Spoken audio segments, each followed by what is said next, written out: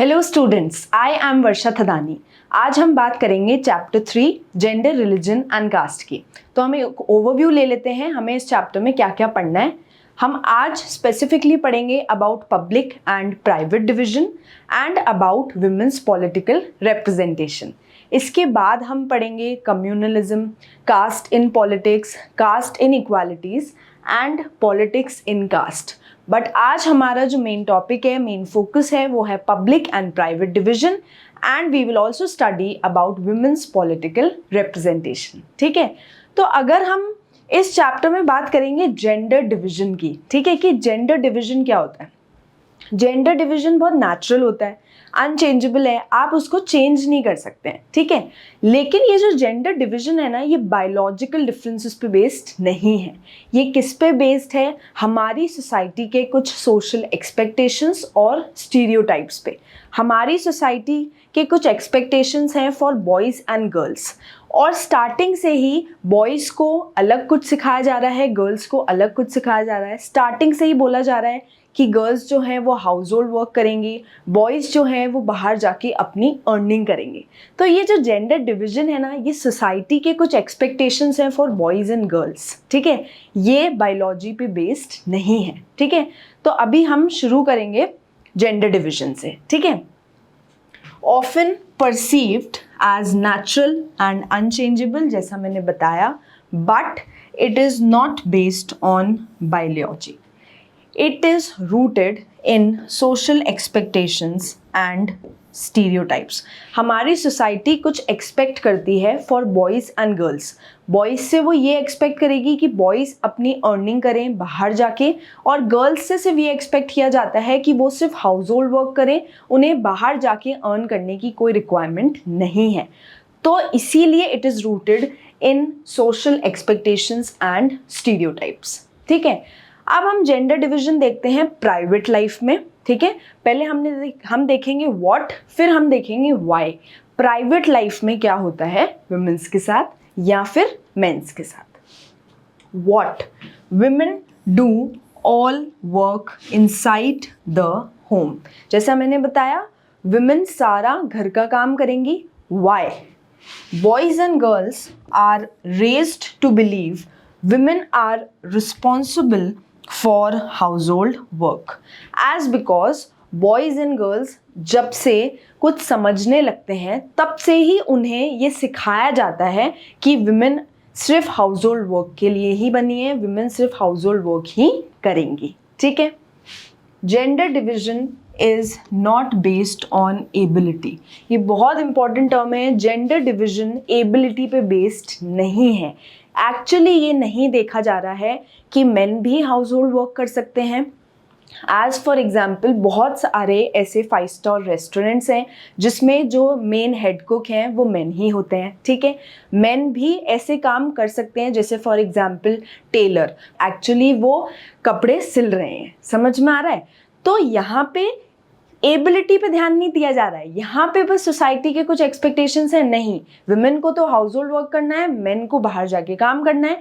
ये नहीं देखा जा रहा है कि मेन भी हाउस होल्ड वर्क कर सकते हैं, ठीक है। Men can do house work. Example, most tailors और cooks in hotels are men. जैसे मैंने बताया, मेन भी हाउस होल्ड वर्क कर सकते हैं, जैसे कि हम देखते हैं most tailors and cooks in hotels are men, ठीक है। On average an Indian women works 1 hour more than an average man every day. अगर हम ऑन एन एवरेज देखें तो एक इंडियन विमेन एक इंडियन मैन से कंपैरेटिवली 1 घंटा ज़्यादा रोज़ काम करती हैं। और ये कैसे पता चला है? एक टाइम यूज़ सर्वे हुआ था,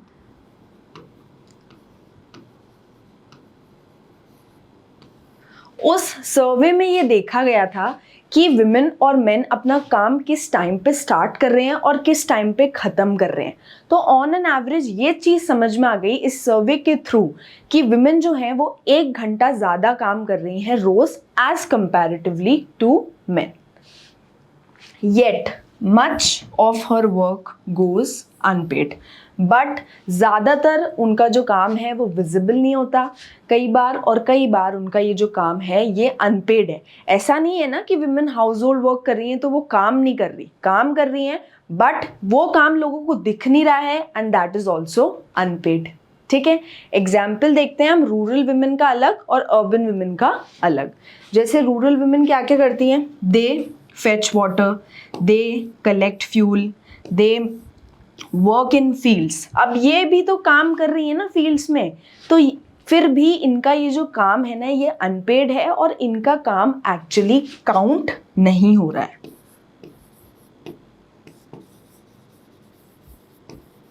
समझ में आ रहा है, इनके काम को काउंट नहीं किया जा रहा है and also it is unpaid. अगर हम अर्बन वुमेन की बात करते हैं तो बहुत सारी वुमेन जो हैं वो डोमेस्टिक हेल्पर्स हैं, वो जाके घरों में काम करते हैं। ठीक है, एंड बहुत सारी वुमेन जो हैं वो वर्कर्स हैं, उन्हें पे तो किया जा रहा है, ऑफिस वर्कर्स हैं, उन्हें पे तो किया जा रहा है but still less than main. Office workers paid but less than main. तो यहाँ पे हम देख रहे हैं ना, काम वो भी कर रहे हैं, काम मेन भी कर रहे हैं। इनफैक्ट ये मेन से 1 आवर रोज डेली एक्स्ट्रा काम कर रहे हैं, बट येट उनका काम अनपेड भी है and it is not counted. ठीक है, अब हम एक टर्म देखते हैं, वो टर्म है फेमिनिज्म या फिर फेमिनिस्ट। फेमिनिस्ट ये बिलीव करते हैं कि मेन और वुमेन के लिए इक्वल अपॉर्चुनिटीज होनी चाहिए in every sphere of life. समझ में आ रहा है, यहाँ पे सिर्फ वुमेन की बात नहीं हो रही कि सिर्फ वुमेन्स को मिलनी चाहिए, नहीं। फेमिनिज्म या फेमिनिस्ट एक ऐसा टर्म है जो एक्चुअली डिफाइन करता है कि एक्चुअली इक्वल काम होना चाहिए, इक्वल अपॉर्चुनिटीज होनी चाहिए for both men and women. ठीक है, अगर हम इसको डिफाइन करेंगे तो कैसे करेंगे, a woman or a man who believes in equal rights and opportunities for women and men। ऐसे women and men जो equal rights और equal opportunities में believe करते हैं and it is for both men and women। लेकिन इसका एक opposite term भी है और वो है patriarchy. Patriarchy means rule by father, which means कि मेन को ज़्यादा प्रेफरेंस दी जा रही है, मेन को ज़्यादा पावरफुल बनाने की कोशिश की जा रही है, इसीलिए उन्हें ज़्यादा इम्पोर्टेंस दी जा रही है ताकि वो सोसाइटी को डोमिनेट करें। फेमिनिज्म क्या बोल रहा है, मेन और वुमेन के लिए इक्वल राइट्स एंड अपॉर्चुनिटीज होनी चाहिए, बट पेट्रियार्की क्या बोल रहा है, it is only the rule by the father, which means ज़्यादा इंपॉर्टेंस, ज़्यादा पावर मेन को दी जा रही है एज कंपेयर टू वुमेन। अगर हम पेट्रियार्की डिफाइन करें तो वो कैसे करेंगे, literally rule by father, a system that values main more and gives them power over women.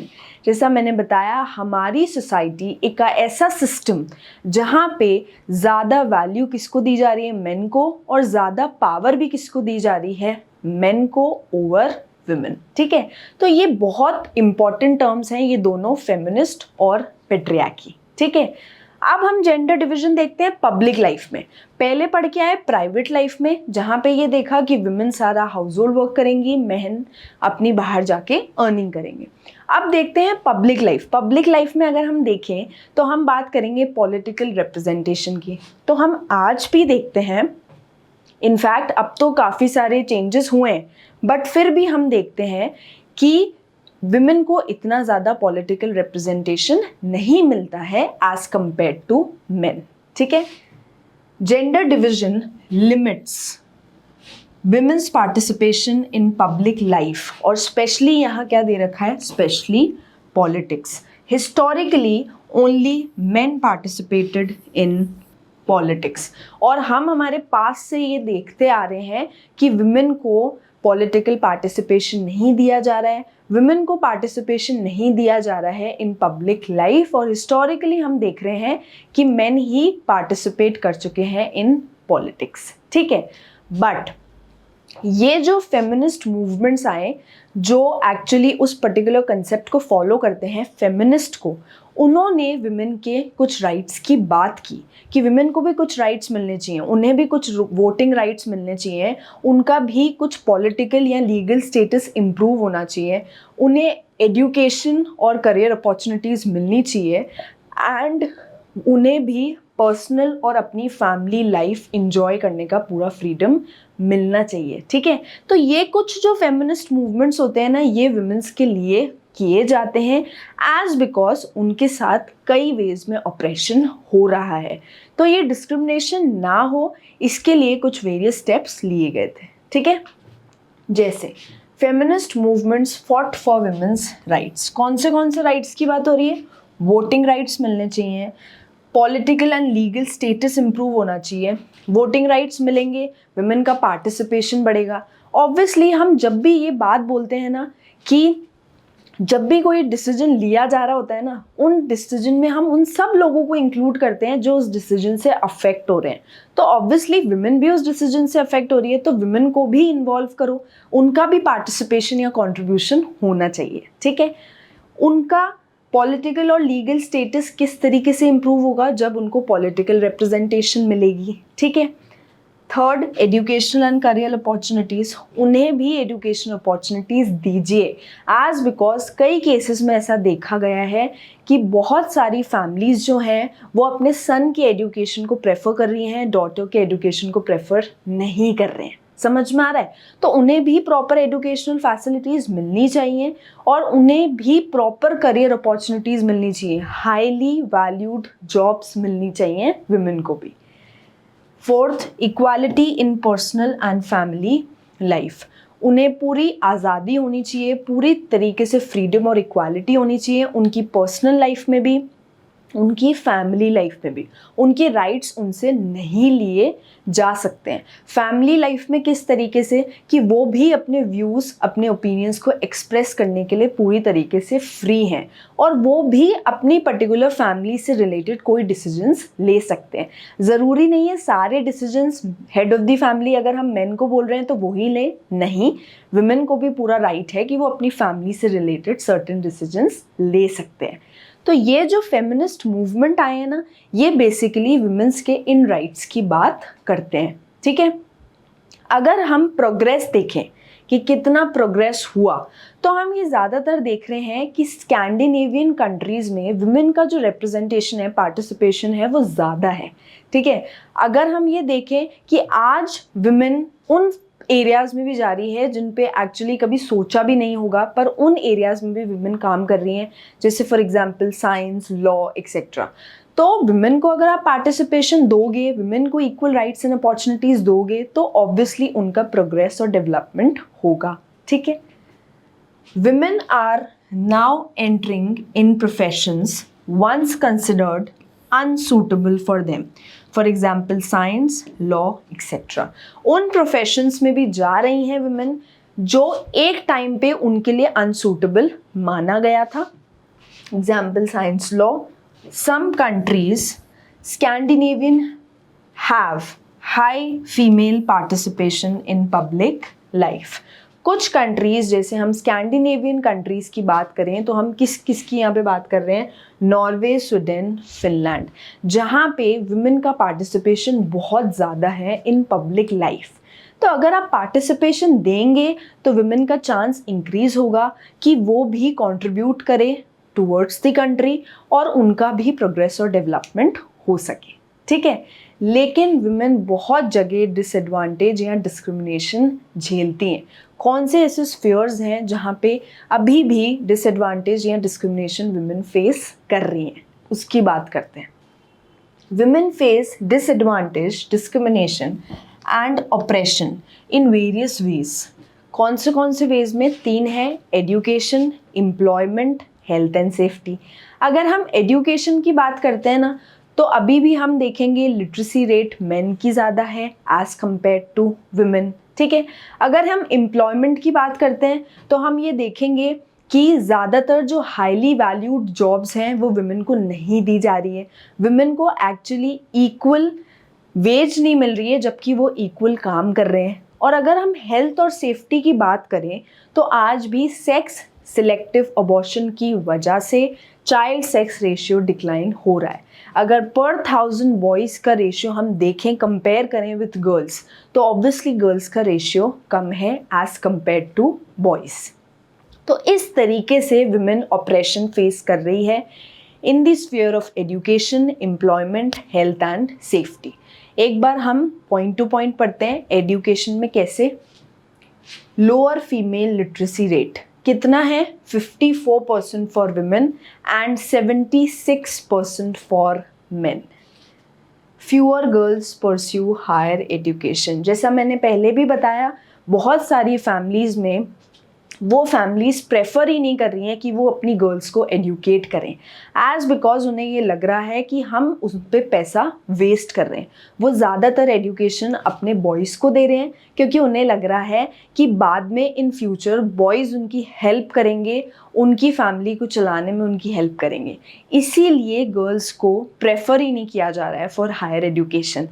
ऐसा तो नहीं है ना कि गर्ल्स अच्छा नहीं पढ़ रही हैं या वो प्रोग्रेस नहीं कर सकती, डेवलपमेंट नहीं कर सकती, हर स्फीयर में कर सकती हैं, बट फिर भी उन्हें प्रेफर नहीं किया जा रहा है to pursue higher education. Parental preference to invest in sons education.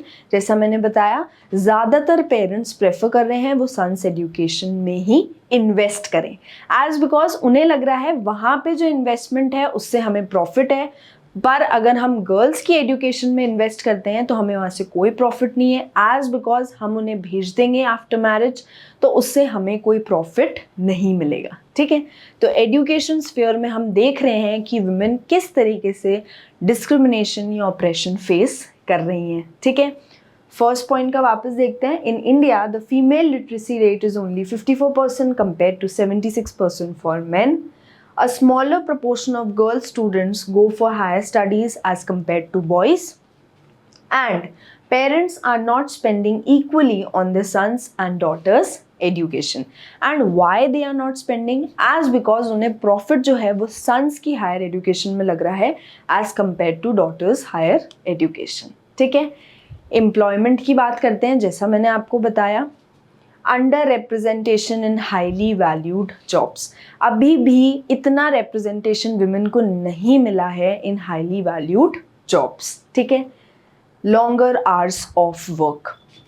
हम ये देख रहे हैं विमेन और मेन दोनों इक्वल काम कर रहे हैं, तो दोनों को इक्वल वेजेस भी तो मिलनी चाहिए। इनफैक्ट हमने ये तक देख लिया कि विमेन जो है वो ज़्यादा काम कर रही हैं। अगर हम ऑन एन एवरेज कैलकुलेट करें तो 1 घंटा ज़्यादा काम कर रही हैं रोज़ एज़ कम्पेयर टू मेन, फिर भी उन्हें इक्वल पे नहीं मिल रही है एज़ कम्पेयर टू अगर हम मेन से कंपेयर करें। बाद में एक इक्वल रेम्यूनरेशन एक्ट भी पास हुआ था 1976 में। उस एक्ट में भी यही बोला गया था कि इक्वल पे मिलनी चाहिए बोथ मेन एंड विमेन को फॉर इक्वल वर्क। तो यहाँ पे भी विमेन डिस्क्रिमिनेशन फेस कर रही हैं। कैसे? Proportion of women among the highly paid and valued jobs is very small. Highly paid और वैल्यूड जॉब्स में अभी भी विमेन का जो रिप्रेजेंटेशन है, प्रपोर्शन है, वो कम है एज कम्पेयर टू मेन। ठीक है, on an average an Indian women works 1 hour more than an average man every day.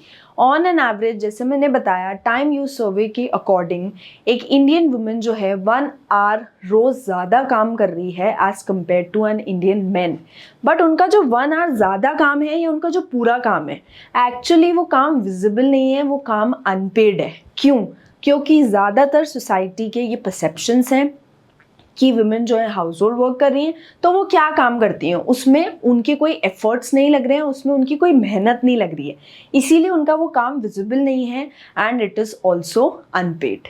ठीक है, the equal remuneration act 1976 guarantees equal pay for equal work. In reality, women are paid less than men in most professions even for the same work. Equal remuneration act आया 1976 में, जो guarantee करता है equal pay for equal work. But in reality ज़्यादातर professions में women को कम payment दी जाती है एज कम्पेयर टू मेन। ठीक है, हेल्थ एंड सेफ्टी की अगर बात करें तो जैसा मैंने बताया, सेक्स सिलेक्टिव अबॉर्शन की वजह से चाइल्ड सेक्स रेशियो डिक्लाइन हो रहा है। Women are facing widespread harassment, exploitation and violence, domestic violence within the home.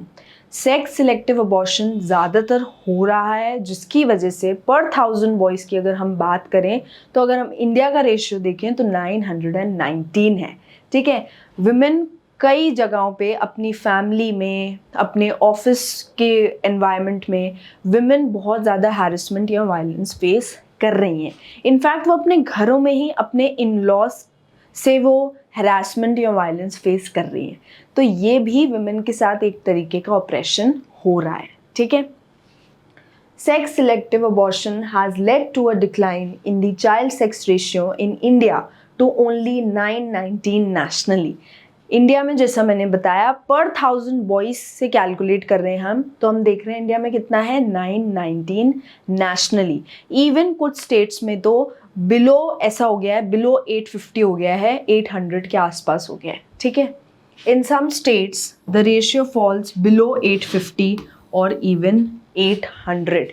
कुछ स्टेट्स में ये रेशियो और ज़्यादा गिरता जा रहा है। ठीक है, ये हम मैप में आपको दिखा रहे हैं कि यहाँ पे इंडिया में child sex ratio 0 to 6 years की अगर हम बात करें तो यहाँ पे एक्चुअली मार्क किया गया है और यहाँ पे मेंशन भी है नंबर्स कि किस तरीके से चाइल्ड सेक्स रेशियो डिक्लाइन हो रहा है। ये आपकी बुक में प्रेजेंट है। इसमें आप इसको अगर स्टडी करेंगे ना तो आपको ये समझ में आएगा कि किन जगहों पे चाइल्ड सेक्स रेशियो डिक्लाइन होता जा रहा है। ठीक है, और ये एक बुक का कवर है। इस बुक में एक्चुअली ये बताया गया है कि कितनी ज़्यादा वुमेन मिसिंग है। एंड एक्चुअली इस बुक का टाइटल क्या है, we can end all violence against women. South Asia regional campaign में बुक के कवर के पेज में ये लिखा हुआ है कि हम वुमेन के अगेंस्ट जितने भी वायलेंस हैं उनको ख़त्म कर सकते हैं।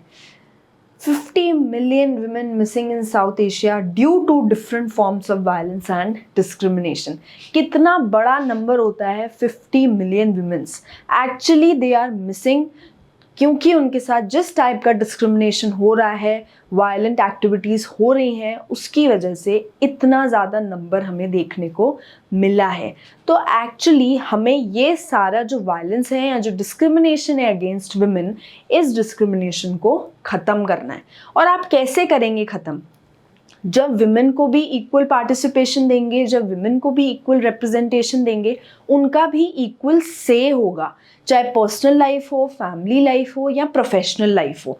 सब में जब विमेन के भी वॉइसेस सुने जाएंगे, उसके बाद ही ये वायलेंस या डिस्क्रिमिनेशन ख़त्म हो सकता है। ठीक है, women suffer various kinds of harassment, exploitation and violence. हर जगह पे अगर हम उनके ऑफिस एरियाज़ में देखें वहाँ पे भी, अगर हम हाउस होल्ड्स में भी देखें वहाँ पे भी वुमेन बहुत ज़्यादा हरासमेंट या वायलेंस फेस करती हैं। ठीक है, even with in their own home they suffer from beating, harassment and other forms of domestic violence. उनके खुद के घर में उनके हस्बैंड्स, उनके in laws actually they are beating them and also more extreme form of violence. ठीक है, तो विमेन को ज़रूरी है कि विमेन को पॉलिटिकल रिप्रेजेंटेशन मिले, लेकिन अभी भी हम देखेंगे ना तो इंडिया की अगर हम बात करें तो अभी भी पॉलिटिकल रिप्रेजेंटेशन कम है। देखते हैं, women have extremely low representation in the legislature, in state assemblies less than 5% and in Lok Sabha 14.36%।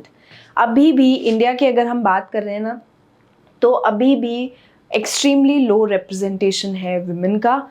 यहाँ पे हमें परसेंटेज भी मेंशन्ड है, लेकिन अब कुछ ऐसा एक्ट पास हुआ था 2023 में, वहाँ पे विमेन को एक्चुअली 33% रिजर्वेशन मिली थी। समझ में आ रहा है? उस 33% रिजर्वेशन में कहाँ कहाँ मिली है? लोकसभा में मिली और दिल्ली असेंबली में मिली, स्टेट लेजिस्लेटिव असेंबली में मिली। तो उस रिप्रेजेंटेशन से भी एक्चुअली विमेन का पार्टिसिपेशन इंक्रीज ही हुआ है। ठीक है, अगर हम ग्लोबली कंपैरिजन करें ना तो अभी भी कम है, लेकिन हम ये देख रहे हैं कि हाँ धीरे धीरे रिप्रेजेंटेशन बढ़ रहा है। Global comparison, India lags behind many developing countries in female legislative representation। अभी भी हम देख रहे हैं कि इंडिया अभी भी बहुत पीछे है। अगर हम रिप्रेजेंटेशन की बात करें तो अभी भी बहुत कम रिप्रेजेंटेशन मिला है, ठीक है। अब यहाँ पे एक्चुअली ग्राफ शो कर रहा है women in national parliaments in different regions of the world. Percentage में इसमें ये मेंशन्ड है कि कैसे नेशनल पार्लियामेंट में विमेन को कितनी परसेंट रिप्रेजेंटेशन मिली है, ठीक है। जैसे हम देख रहे हैं नॉर्डिक कंट्रीज़ में 42.3, अमेरिकाज 29.5, यूरोप 26.4, सब सहारन Africa 23.7, Asia 19.8, Arab states 18.6, Pacific 15.6 and India just 11.8%। तो अगर हम on an average world average देखें तो कितना परसेंट है? ओनली 24%। तो ये जो परसेंट है ना, ये जब इंक्रीज होगा तो ही विमेन की वॉइसेस सुनी जाएंगी और एक्चुअली उन्हें भी इक्वल राइट्स और अपॉर्चुनिटीज दिए जाएंगे, ठीक है। तो फेमिनिस्ट पर्सपेक्टिव तो यही है कि विमेन की बात तब सुनी जाएगी जब उनको पॉलिटिकल रिप्रेजेंटेशन मिलेगी एंड एक्चुअली उन्हें भी वो पॉलिटिकल और लीगल स्टेटस मिलना चाहिए जिससे वो अपने ओपिनियंस या व्यूज प्रेजेंट कर सकें। देखते हैं क्या बोलते हैं। Many feminist believe that women's issues will not receive educate attention until women holds position of power। बहुत सारे फेमिनिस्ट ये मानते हैं विमेन की बात तब तक नहीं सुनी जाएगी, तब तक उन्हें रिप्रेजेंटेशन नहीं मिलेगा जब तक विमेन ऐसी पोजीशंस होल्ड नहीं करती जिसमें बहुत ज़्यादा पावर है। समझ में आ रहा है? तो ये पर्सपेक्टिव इसीलिए सही है एज बिकॉज जब तक वो पावर में नहीं आएंगी तब तक वो अपनी बात कहने के लिए एक्चुअली केपेबल नहीं है। जिस दिन वो पावर में आ गए ऑब्वियसली वो अपने लिए बात करेंगे ना, अपने रिप्रेजेंटेशन की बात करेंगे, कुछ ऐसे मूवमेंट्स चलाएंगे जिससे विमेन के जो इश्यूज हैं उनसे डील किया जा सकता है, ठीक है। अब हम उस एक्ट के बारे में पढ़ते हैं। जैसे मैंने आपको बताया 2023 में एक एक्ट पास हुआ है विमेंस रिजर्वेशन एक्ट, जिसे हम नारी शक्ति वंदन अधिनियम बोलते हैं, ठीक है। इन 2023 नारी शक्ति वंदन अधिनियम women's reservation act 2023 was passed. इस एक्ट में विमेन को कितनी परसेंट रिजर्वेशन मिली है? The act provides 33% reservation of seats for women in Lok Sabha, State Legislative Assembly, Delhi Assembly। समझ में आ रहा है? और ऐसा नहीं है कि ये बहुत जल्दी लॉ में कन्वर्ट हो गया है, नहीं, ये बिल बहुत डिकेड से पेंडिंग था। फाइनली 2023 में ये एक्ट पास हुआ जिसमें विमेन को 33% रिजर्वेशन मिली in Lok Sabha, in state legislative assembly and also in Delhi assembly, जिससे विमेन का पार्टिसिपेशन और इंक्रीज ही हुआ है, ठीक है। तो इससे हमें दो बातें समझ में आ गई। पहली बात क्या है? Gender division is an example that some form of social division needs to be expressed in politics। Actually gender division से हमें एक चीज समझ में आई है कि जितना भी social division सोसाइटी में एग्जिस्ट कर रहा है ना, वो आपको पॉलिटिक्स में एक्सप्रेस करना ज़रूरी है। आप एक्सप्रेस करेंगे ना तभी वो डिसएडवांटेज सेक्शंस या जो डिस्क्रिमिनेटेड सेक्शंस हैं उनकी बात सुनी जाएगी और उनको भी रिप्रेजेंटेशन मिलेगा। This also shows that disadvantaged groups also do benefit when social divisions become a political issue। अगर social division एक political issue बन रहा है तो इससे disadvantaged groups को भी benefit हो रहा है, क्योंकि अब क्या हुआ, वो इशू ना सबके सामने आ गया पॉलिटिकल लाइफ में, जिससे क्या उस इशू के बारे में सबको पता लगने लग गया। तो ऑब्वियसली उनका रिप्रेजेंटेशन बढ़ेगा और उनको बेनिफिट मिलेगा, ठीक है। एक बार थोड़ा सा वापस से रिवीजन कर लेते हैं क्या क्या चीज़ें अभी तक पढ़ ली। हमने पढ़ा describe sexual division of labour, जिसका क्या मतलब हुआ कि विमेन को सारा हाउस होल्ड वर्क करना है या फिर अपने डोमेस्टिक हेल्पर्स से करवाना है, ठीक है। Discuss feminism and patriarchy. Feminism हमने पढ़ा वो मेन और विमेन जो बिलीव करते हैं in equal rights and opportunities for both men and women. Patriarchy मतलब होता है रूल बाय फादर, जहाँ पे ज़्यादा वैल्यू मेन को दी जा रही है, ज़्यादा पावर मेन को दी जा रही है इन कंपैरिजन टू विमेन। ठीक है। आइडेंटिफाई जेंडर डिस्पैरिटीज, हमने देखा किस तरीके से विमेन का ऑपरेशन हो रहा है, किस तरीके से विमेन डिसएडवांटेज या डिस्क्रिमिनेशन फेस कर रही हैं। 3 फील्ड्स में कर रहे हैं। हमने 3 स्फीयर्स देखे थे। एजुकेशन में हमने देखा लिटरेसी रेट अभी भी विमेन की कम है एज कम्पेयर टू मैन। अभी भी ऐसा होता है कि बहुत सारे पेरेंट्स प्रेफर करते हैं कि वो इन्वेस्ट करें अपनी सन्स की एजुकेशन में as compare to daughter. Employment में हमने देखा कि विमेन को आज भी हाईली वैल्यूड जॉब्स अवेलेबल नहीं है, आज भी विमेन को इक्वल पे नहीं दी जा रही है for equal work. Health and safety में हमने देखा सेक्स सिलेक्टिव अबॉर्शन की वजह से चाइल्ड सेक्स रेशियो डिक्लाइन होता जा रहा है। पर 1000 बॉयज़ में हमने देखा इंडिया का रेशियो क्या आया 9:19। तो ये जो जेंडर डिविजन्स हैं, ये जो जेंडर डिस्पैरिटीज़ हैं, ये हमने आइडेंटिफाई की है। और उसके बाद हमने ये भी पढ़ा कि विमेन के लिए 2023 में एक्ट पास हुआ जिसमें विमेन के लिए 33% सीट्स रिजर्व्ड हुई। समझ में आ रहा है? अब हम कुछ क्वेश्चंस करते हैं जिससे हमें थोड़ा और क्लियर हो जाएगा। फर्स्ट क्वेश्चन की बात करते हैं। What is the primary basis for gender division in society? अगर हमने जेंडर डिवीजन जब पहली स्लाइड में हमने पढ़ा था तब हमने देखा था कि जेंडर डिवीजन किस तरीके से, क्या प्राइमरी बेसिस है जेंडर डिवीजन का। First biological difference, second social expectation stereotypes, third genetic predispositions, fourth physical strength. तो हमने देखा था gender division is based on societal expectations and stereotypes. Society के बॉयज़ एंड गर्ल्स से क्या एक्सपेक्टेशंस हैं, उनकी क्या स्टीरियोटाइप्स हैं, वो क्या फील करते हैं कि बॉयज़ को ये काम करना है, गर्ल्स को ये काम करना है। ठीक है। सेकेंड क्वेश्चन देखते हैं। What term is used to describe a person who believes in equal rights and opportunities for women and men? 2 term पढ़ के आए थे, फेमिनिज्म, पेट्रियार्की। पेट्रियार्की तो ये बोलता है रूल बाय फादर, मेन को ज़्यादा पावरफुल माना जा रहा है और उनको ज़्यादा वैल्यू दी जा रही है। बट फेमिनिज्म क्या बोलता है? वो बोलता है इक्वल राइट्स होने चाहिए for both men and women. तो वो कौन सा टर्म हो गया? फेमिनिस्ट। ठीक है। नेक्स्ट क्वेश्चन देखते हैं। What does the Equal Remuneration Act 1976 in India guarantee? Equal Remuneration Act क्या गारंटी करता है? Equal pay for equal work। इसका आंसर हो गया बी। ठीक है। तो इतना हमने आज पढ़ा है, इतना हमने आज समझा है। एक बार वापस से आप इसकी रीडिंग करना, आपको और क्लियर हो जाएगा। आने वाले पार्ट्स में हम और इस चैप्टर को क्लियर कर लेंगे। Okay, thank you.